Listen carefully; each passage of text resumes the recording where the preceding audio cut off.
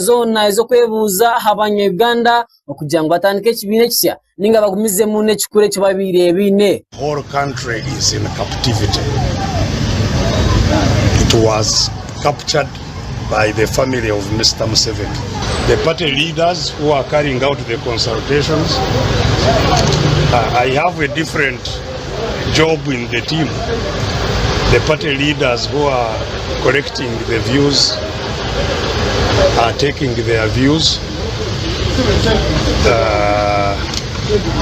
They will be processed together with the views of other districts. Ombichweke mwe Dr. Kiza Besigye na teka kuzamu tajire yo habwe integanisibwa y'aba polisi ba Uganda barukumuzibara kugira ngo atakayitora ombichweke byo konka izoba ryanyumazyo Dr. Kano Kiza Besigye baryo kuza omutawuni ya Mityana konka boja ngo bafeirwe omomba atanikire kibine cya FDC amutire mu kitinisa yayemereza inteka ze ngatugamba difenna wamu tukolachi tujja era bwe twasituka ne tugamba difenna tukolachi tujja fenna tukolachi bwenu bo abechweka ekyana jana nkumbi abana barimo ekitinisa kikonyogo abarim Patrick Boy amuriya tamwe na nandara amafabi bariyo bacyisa ebiti amino ebyara babitire omunyindo nibatere ntomi ahansi bari kugira ngo Dr. Kiza Besigye hamwe nabandi tubashimiye ku bantu batorora ihanga rya Uganda barukoresa bonero bwa FDC ngo akabo tubari bekibina cya FDC bo bine epapura bya FDC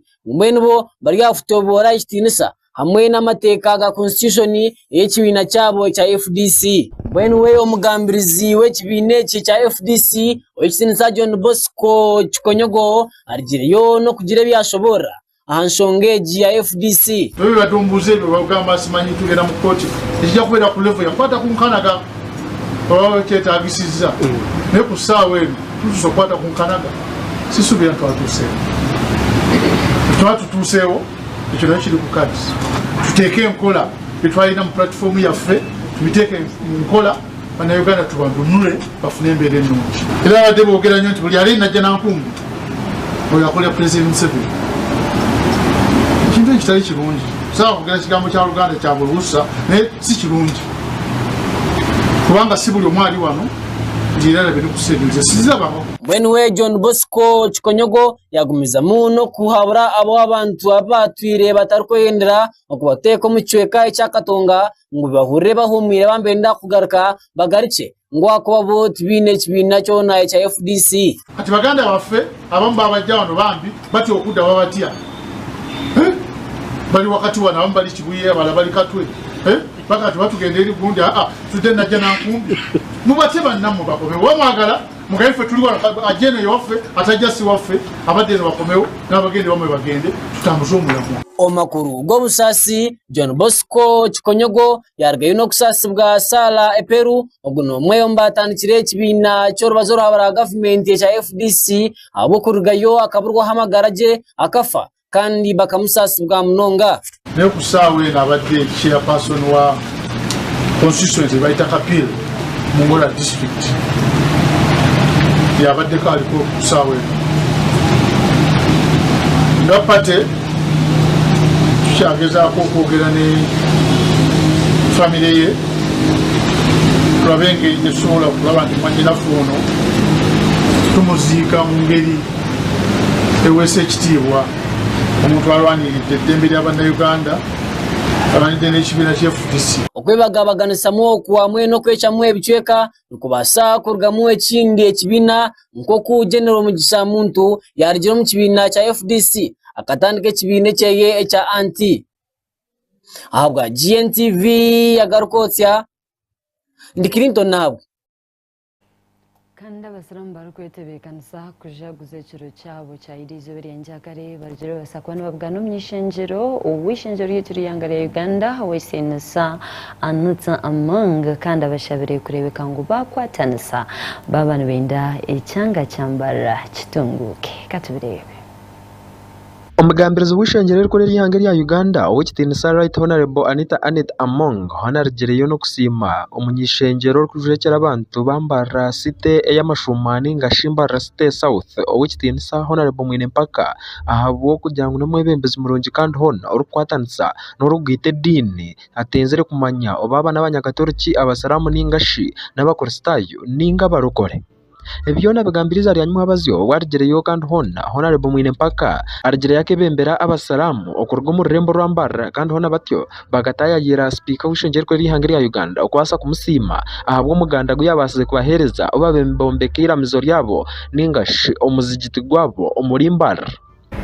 Honorable Mpaka, thank you for getting me from the friends from Mbarara. The person who has brought you is actually the one who has always informed me. The Muslim fraternity of Mbarara wants to meet me. Is the one who came and lobbied for the support, which we ably gave, and we shall continue supporting you, Honorable Mpaka. Without Mpaka, you wouldn't have known me. I would be here, you'd be watching me on TV. But I'm telling you, this boy, I am sorry for calling you a boy. This boy here is, as I've said, is an asset. The boy you see here is one person you will tell do this. He will only ask you how much time are you giving me. Very, very effective chairperson. He's my chairperson of trade, but very objective. You can never compromise in Baka. That is the person you have in Mbarara. Speaker akozisaka gishaka okurugayo kushaba Abasiramu kubaragaruka mu rurembo rwa Mbarara okurugayo bakihanangiriza abantu babo okugira ngo bakatorana abebembeza abegoga abino mujinya kandi hona abomugasho okugira ngo bundi omishoko ebyanga byabo bikabe byomugasho kandi nabyo bitunguka. And as Muslim brothers and sisters, as religious leaders, I want to urge you to always vote or encourage the communities around you to vote leaders of the likes of Mpaka, the likes of Rita, that group, the Akankwasa. Vote for people who help in the nation building, not who disagree with the government on the projects that affect the government. It is my humble plea that as you go back to Mbarara, talk to your Muslim brothers and sisters, talk to even the religious fraternity and tell them, let's sit down and agree which kind of leaders do we want.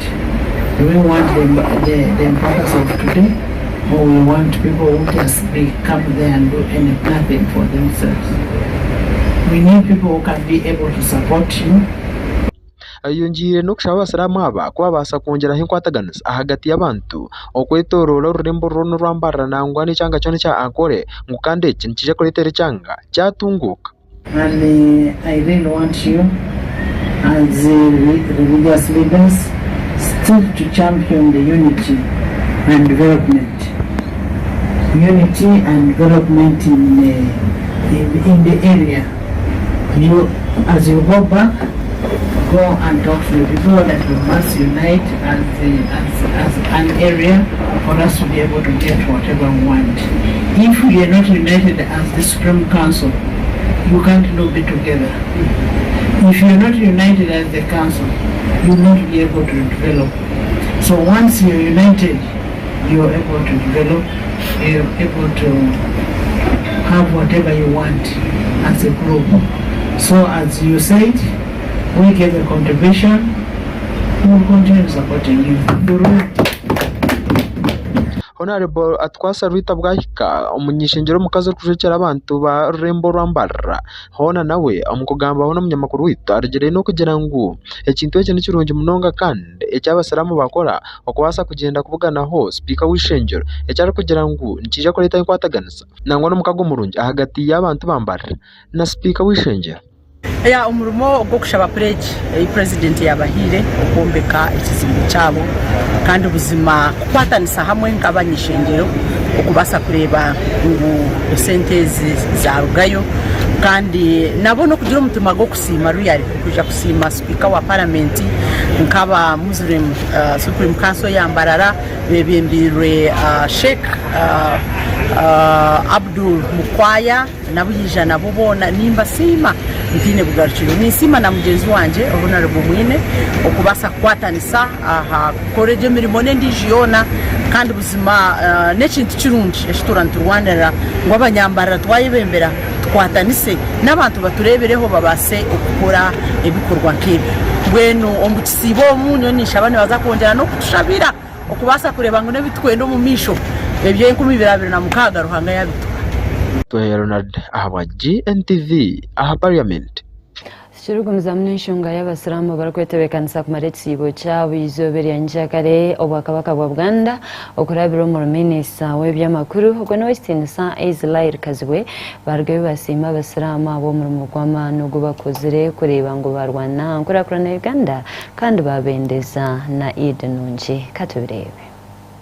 Minisita w'ebyamakuru mu bwakabaka bwa Buganda w'Ikitinisa Israel kazibwe hona yargayo no kusima abasiramu bona ari kugira ngo nibebare okurgayo kandi hona bakareke nkwataganisa nungi nangwa no kusiba ombusinge ekisibo cyabo kirgireyo kikahendera kandi bwa hatiya bariho nibetebekanisiza okujaguza ekiro cyabo ekiri kumwanka cya Idi izobere yanyencyakare. Ebyon abigambe bwabuginaho n'abanyamakuru bitu aha kitebe cy'ukuru cyo bwakabaka bwa Buganda muri Kampala Mengo kandi hona kazubwe argiye no kugira ngo kabaka bwakabaka bwa Buganda w'Ikitinisa Ronald Mwenda Mutebe wa kabiri argireyo no kwendeza abantu bona abasiramu ekiro cy'ukuru cyabo cyurungi kandi nangwa bajaguze no bwegendesereza ahabo kugira ngo obwiro bwinje nibatunga mu bizubo bitari bimwe na bimwe akujaguza hizo bankeri ayongere no kushaba abo bona ekisibe kindi cyagarikiremo kandi hona abasiramu kumanubere ko mutama murungi kandi bakasiburira batahi baba ko batinde archa kugira ngo ecyo nihereza abantu obusinge omwiguru nangwa n'ubundo shanga bakahihi na ruhanga wabo. Ekisibo cy'abasiramu hona nikishya kwendera izo yanyencyakare 2010 byo kwezi kwa kana umwaka wa 2024 kandi hona ekintu kija kwendera bwanyuma y'ekisibe cyo kurgayo kikatandika habiro byo kwezi 10 byo kwezi kwa gashatu umwaka wa 2024 ahizo barya sabato ningashi Sunday. Namugamba ya Abdullah tuyozayoza abaddu ba Allah mwenna okumalako ekisibo n'okutuuka ku lunaku olw'ekitiibwa olwa Idi el-Fitri. Twebaza abo bonna ababadde basiibulula abantu baffe abanaku n'abalwadde mu biseera eby'ekisiibo. Omutima ogwo gwe tuba tukozesa bulijjo nga tujjumbira ebintu ebitukwatako ffenna awamu nga tetusuubira musaala wadde okwogerwako mu lujjudde. Ebikolwa nga bino tubitwala nga bya mwoyo gwa ggwanga era tukubiriza abantu baffe bonna okukoppa enkola eno. Ennaku zino tulaba abantu baffe bangi nga balemereddwa emirimu naddala abasuubuzi olw'emisolo egyekanamye ennyo. Tumanyi nti okuwa omusolo buvunaanyizibwa bwa buli munnansi, naye engereka yaagwo n'empuliziganya wakati w'abawi b'omusolo n'abo abagukuŋŋaanya esaana okulongoosebwa. Omusolo gwandibadde guyamba okukulaakulanya embeera zaffe naye ate gugootaanya enkulaakulana y'abantu singa tegukerekebwa bulungi. Twetaaga enkola etaliimu kyekubiira ejjumbisiza abantu baffe okuwa omusolo ate ne beeyagalira mu ebyo ebikoleddwa olw'okuwa omusolo. Tubakubiriza okuyamba abavubuka baffe abalina ebitone ebyokuyiiya emizannyo ne katemba nga biweebwa omwaganya mu masomero ate nga n'abazadde bayamba mu kuwagira abo abeesowoddeyo okuyingira ekkubo eryo. Ebitone ng'omupiira bigaggawazizza abalina ekitone ky'okugusamba ate n'abalala ne bafuna emirimu egy'enjawulo olw'omupiira.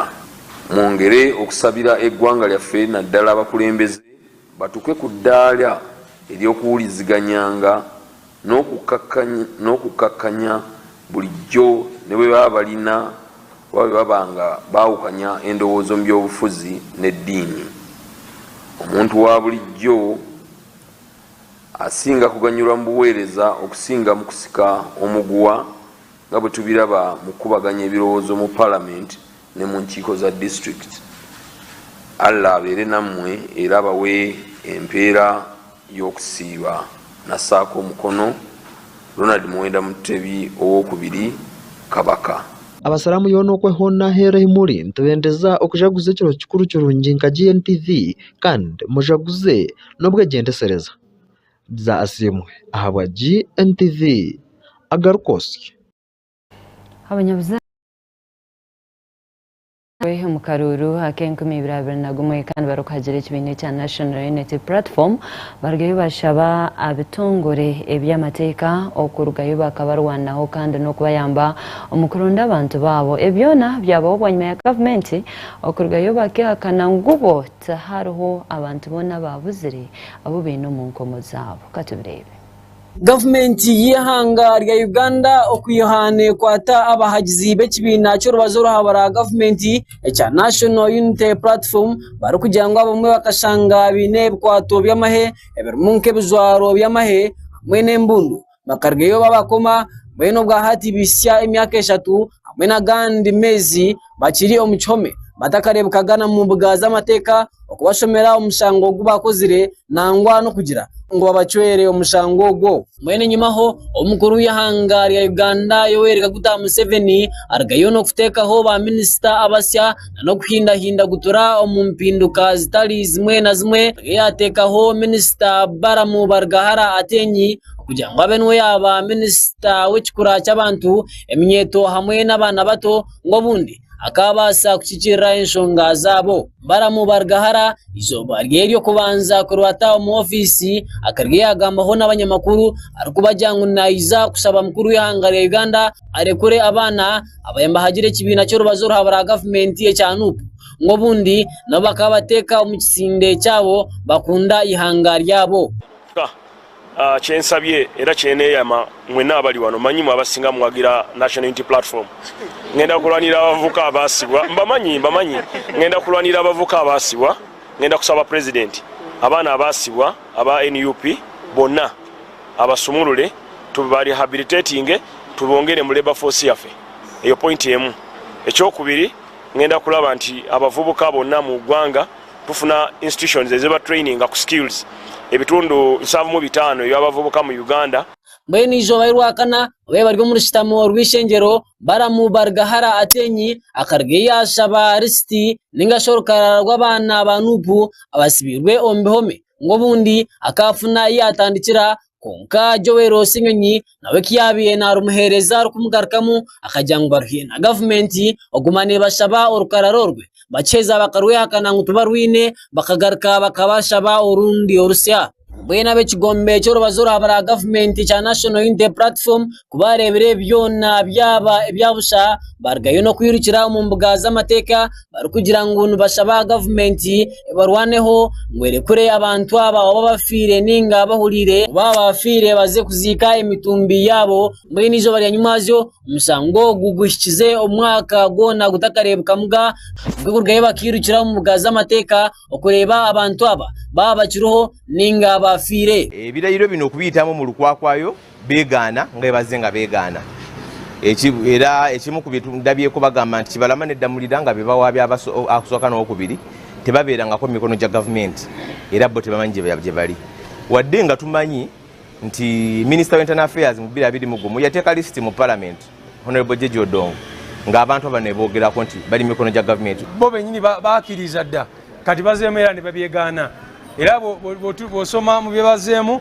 era mujja kuba mubiraba naye nga tebiri munsa bagezaako okwegaana bano abantu bonna. Omuhandiiki mukuru w'ekibiina ky'orubazo ruhabara gavumenti ekya NUP Okitinisa David Lowis Rubongoya yargaye n'okusobora ngu gavumenti etandikire kubasandaho ngwakuba kwihana babatuma urupapuro oru ningashi orukara rw'abantu aba bikize emirundi nyingi nibarutwara omwishenjero nkonkano gwa mbwenu tine kiragarikirwe munakache. Bina Minister wa Justice and Constitutional Affairs oyina Attorney General basabolezi wa government naye kati oli avuddeyo mu Minister w'abaana kati yayagala kwasaganye n'ensonga. Mbwenu bw'abanyabuzaale n'abanyamukago hamwe na nabo abinaka kwatekamani abantu abo bona ababuzibweho n'abatwirwe omuchome baye basendekerezeho David Lewis Rubongoya okureba abantu babo babakiruho niko kurugayo bakatwereka amaraga bo nabo. Prime Minister yavayo n'agamba amanyi balama John Bosco wali so kinewunyisa olwaleero okuba nti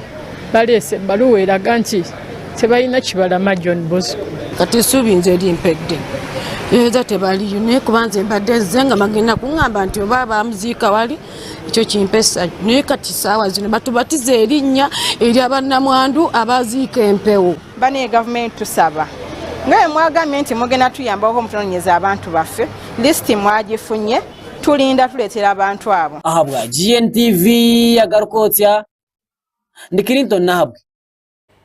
Abanyeshenjero aborubajero ha kanisa government ningo benje bagamba nkoro kabra government barajereyo babasakwa batongoza embarira yabo omizobere imaziyo kandi bashabire government okurebeka ngo yareka kuteka embarira stars zimwe na zimwe abantu baburijo estaro kubayamba kandi ebintu bine kubana biyaho ninko kushangana bahereza aba RDCs emotoka reka tubirebe.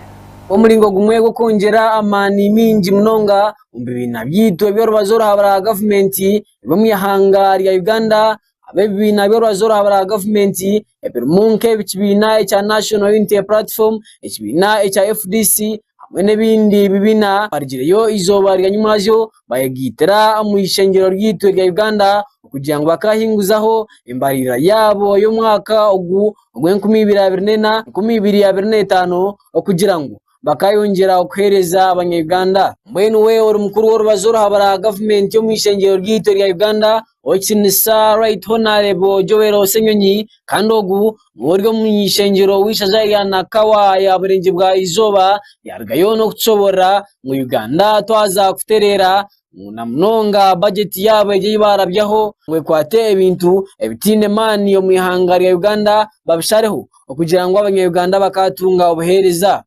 Sente mpitirivu ezoononebwa ku bintu ntwawe bitategeerekeka bitulina okukendeeza. Bwe tunaakola ekyo tujja kubanga tulina sente eziwerako okuweereza bannayuganda. Kati ffe tugamba nti tulina okwongera sente mu byobulamu, tulina okwongera sente mu byenjigiriza, tulina okwongera sente mu infrastructure, enguudo embi mu Kampala n'ebirala, service delivery generally. Sente ezo batera otubuuza naye kakati mwe mwagala twongere wano sente naye tewali sente. Ffe tubalaze nti sente weeziri. Tulwanyise enguzi, tulwanyise sente ezoononebwa mu ngeri etategeerekeka. Awo tetujja na kusumbuwa nnyo bannayuganda kwongeza misolo kubanga gavumenti eyagala kwongeza misolo. Ebintu bino tubiwakanya mu palamenti eyo naye olwokuba tetulina namba ziwera kyovuddula babiyisaawo nga bwe baagala. Naye ffe tugamba nti nedda bannayuganda already tubanyigiriza nnyo ku nsonga y'omusolo. Ate kakati bw'obwongerako omusolo omulala mwagala bizinesi zaabwe zigwe. Olwaleero abasuubuzi mu kibuga bagaddewo amaduuka gaabwe bali mu kwekalakaasa mu mirembe era ekyo ffe tukiwaligira. Mbwenu we omunyishenjero wa municipality eyakira owekitinisa Ibrahim Semujunganda nawe yarugamba hambalire eji eyibarabyaho yargayo n'okusobora ngo baguma bayihora sente nga government barebye ngo bayihora sente kukora ebintu eby'abantu bahansi barikwetaga ngo kandi no budget zibaragumene bahinguza bagume bihemu esente ezize kifabusha ezo kurya amasali hamwe n'amasape okugira ngo abantu bahansi babonabone nti ku mulundi guno wulirako tukendeze ku mabanja ati bwe twewola sente nga tugenda zikozesa ekyokubiri tujjemu ebintu ebiri mu budget ebyokwejalabya n'osanga mu budget mulimu biliyoni 162 za kugaba. Museveni alinako 137, Nabanja alinako biliyoni 3.5, Speaker alinako 2.8, Deputy Speaker. Mu nsawo ze mubalina mu sente zagenda nga bagabagabako. Mu nsi enjavu abantu 20% nga baavu nga mulinawo sente n'ez'okugaba. Bw'otunuulira emmotoka omwaka ogujja gavumenti etadde sente mu budget biliyoni 708 za kugula amamotoka mapya, kukanika amamotoka na kunywako mafuta. Buli woyita ku bakungu ba gavumenti awo ababeera mwezi emmotoka manya nti awo bali ku biliyoni 708 ze bali mu kuvuga n'okunywako amafuta.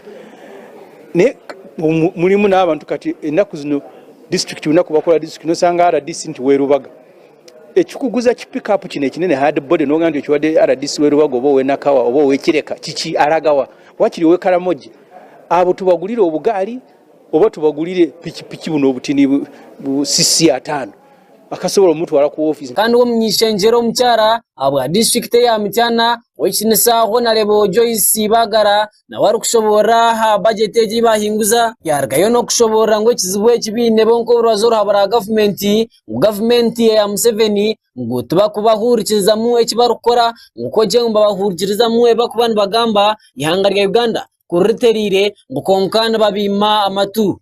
Ekyobulabe kye tuyina ne gavumenti ya Mwami Museveni nti tebawuliriza ne baba bategedde nti kye tubagamba kye kituufu.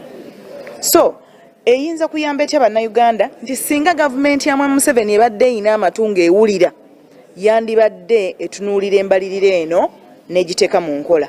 Ate era ekyo yandibadde yakikola dda ne luli singa akikola luli bannayuganda bangi bandibadde balina obuweereza obw'ebyobulamu, abaana ba Uganda bangi bandibadde basoma, infrastructure bandibadde batereza dda kati katugambe nga health centers bagala okusumusa okuva mu health center 2 okugenda ku health center 3 oba eza health center 4. Ekizibu kiri wamu wokka butawuliriza. Amagezi n'obwongo bye twetaaga okukola tubirina era tubibalaze era tubibagamba guno si gwe mulundi ogusoose. Naye ate embalirira ya opposition lwaki yanjawulo gwe mulamwa ogukwatagana n'eddembe ly'obuntu. Kandi wo munyishenjero omukyara w'orurembo rwa Kampala owekitinisa Shamimu Marende na wari kushobora ha budget eji ibahinguza yashobora ngo budget eji ibakora ngo nebamara munonga kugira ngo abanyarwanda babo batunje obuhereza ngo konka mbaza kukikora bwa nyuma ya Uganda yihamwe ekintu ekyenguzi. Turaba nti esira budget je tukoze tumala bulungi nnyo singa corruption oba obulyake n'enguzi bulwanyisibwa. Era ffe tuba tujja kuteeka essira linene nnyo ku kulwanyisa obukuusa ne ssente ziyitira mu budget naye nga bamanyi nti bajja kubba nzibe awo kibeerenga kitambula bulungi. Ahabwa Gntv Agarikwotsya ni Clinton nahabwe aha parliament.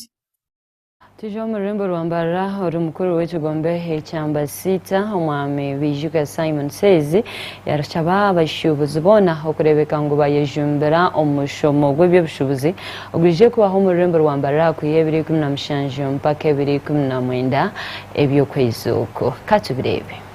Uko mulingo gumwe gwo kubutura ebyobushubuzi omwihanga ry'itwe rya Uganda na munonga mu rurembo rwa Mbarara ab'ekitongore kyamba sita ekine kyambara State Traders Association ekirugita abashubuzi bona omurembo rwa Mbarara batebekaniseho omushomo gwabo ogubese the business symposium kugira ngo bakashumesha abashubuzi bona okuba kubasa kwetungura. Kuto abantu gamba hona Bijuga Simon Says ogunwe mukuru w'ekitongore ekiye cyamba sita yargeno kutushobora ngo kuruga 2017 okwezo kunko gwenyino kwakana biza kuba bari ahali Ntale Gardens bari kushomesa abashubuzi bona okuba kubasa kwetungura nanguna no kwereka ebintu byabo bineho ekikumanyisa mbaza kuba bineho na nomwereko gwabo nk'abashubuzi. Afutaka 2017 abashubuzi biza kureta ebikozirwe ninga se bari kuguza ninga se bintu byabe bine bari kwenda kureta umurutera noro so ntuza kugiraho omworeko exhibition abantu barete bintu batecaho boreke then stand kiraho 2017 nukokwe orunaku rwona rurasiba rugero gukoresa abantu nibija Ntale Gardens erabe free entry na free exit no abataha abantu bona barebe birumu abantu niboresya turagira entertainment tsibo mukuzagira mbweno omukuchakara hari Ntale Gardens dene 2019 hatu ndoro nakurwa muheru omwore so guraba no gumizamo ebintu byone birabikore kwa biraba atobwe turaba turya climax then turagiraho na no kushitama okuganira iba kweta dialogue turaba no twitaga kuganira nabahi.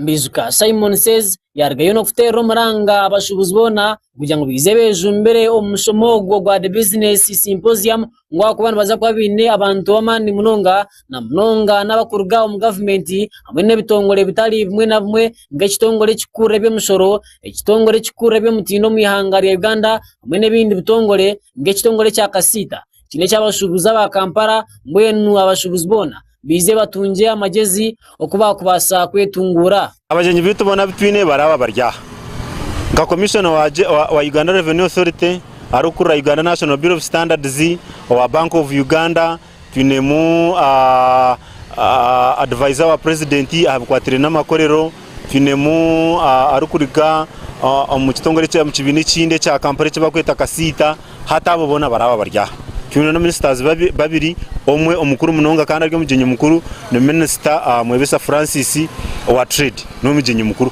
hata bona baraba barya tutame nabo tuganire nabo nitwenda kuganira hansonga ki ezo kutegana sabashubuzi ezitarikiriya opportunities niziha ezibakubasaka babine ibyo bitakumanya nibiha ensonga z'abashubuzi zo kubakwataho omushoro nugugendaje omushoro gwe gutarikiriya hata nabatwa amagezi ki ninga twishitwe ntubahereza amagezi ki aha okorwe ministries hari opportunities ziha ezitwakubasa kumanya itwe nk'abashubuzi abantu bakora nabatunguka no bakaba batungukira bashyikire hari Obonye nchakale chikechuro chikuru cy'abasiramu ecyabo cya Idil Fitri Mizuka Simon says yagumiza muno kwendeza abasiramu bona na mnonga bashubuza bari mu kigombe cyabo ecyambasita abasiramu bitogo ekiro chikuru cyabo ekirungi mu bitu babantu bazaguze no bwegendesereza. Nchakale n'ekiro chikuru cy'abasiramu cya Idil Fitri kandi ni inkurusi y'abasiramu ekisibo kiba kitangwire ikintu cyo kugira ngo gume no siba kweburi izoba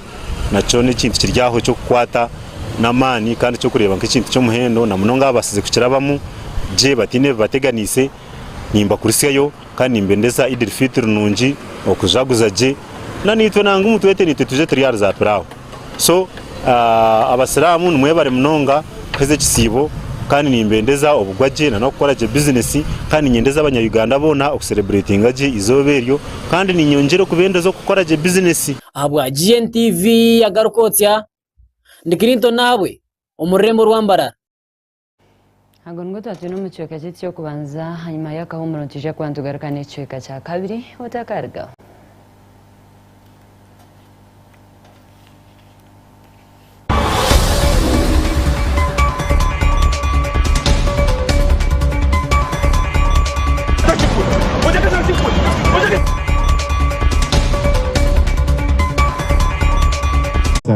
One of them was Kabaka's birthday run that was marked yesterday. I take this honor to appreciate Kabaka's subject and all well-wishers who turned up in big numbers to grace this occasion and participate in the different events organized all over the world. And we take this opportunity to appreciate all who did one thing or the other to ensure that this function is successful. Before the final day, we shall have quite a number of other arrangements. One of them is informal education, what we call a choto. We shall have our traditional school, a vyoto, organized in the different counties and Gombola headquarters all over the Buganda Kingdom. We shall be reflecting upon the life of His Majesty Ssaabasajja Kabaka Ronald Mwenda Mutebi II since childhood. His life throughout the 31 years he has led this kingdom, as well as enough things he has done for Buganda Kingdom, Africa, and the world at large. I'm talking about Africa and the world. You know that he's the goodwill ambassador for fighting HIV/AIDS, not only in Uganda, but on the entire African continent. And he has taken a lead to mentor other parts of the world on how we can use traditional institutions to fight against HIV/AIDS and other deadly diseases. So that's why I'm emphasizing that Kabaka Ronald Mwenda Mutebi has done quite a lot, not only for the kingdom, but also for the entire world. A special documentary is to be produced that will highlight His Majesty Kabaka Ronald Mwenda Mutebi's life, his activities, his achievements, and quite a lot of things. And this documentary will be telecasted when we are studying over a Vyoto, as well as on the different media stations and in the different media forums of the Uganda Kingdom. We shall have a health camp organized at Nsanje Busiro. at the headquarters of Sabagabo Nsangi, Busiro in Kyengera on the 12th of April 2024, where we shall have screening for HIV/AIDS as well as treating quite a number of other diseases, including eye-related diseases. We shall also have a special program by the Katikiro, Owekitiibwa Charles Peter Mayiga, to talk about the life of Ssaabasajja Kabaka Ronald Mwenda Mutebi II. Likewise, different dignitaries and personalities will send messages congratulating His Majesty upon making 69 years. Security is well taken care of, and KPU, Kabaka's Protection Unit, will take the lead, assisted by other security organizations, including the Uganda Police, UPDF, ISO, and other security agencies. We call upon all people in Uganda and even in the diaspora to plant a tree to commemorate this great day when the Kabaka is making 69 years. And when you plant a tree, take a video of yourself and send it over to a number that will be sent over the entire public in the due course, such that it can be telecasted live on BBS and CBS digital media. I wish you all the best. Za asimu ahabwa Gntv Agarikwotsya. Omuntu akwihira munsi y'ebyemizano erizuba sha inazekiro aza kubaho empaka za UEFA Champions League kandi Arsenal neja kuba neta ya isa timu ya Bayern Munich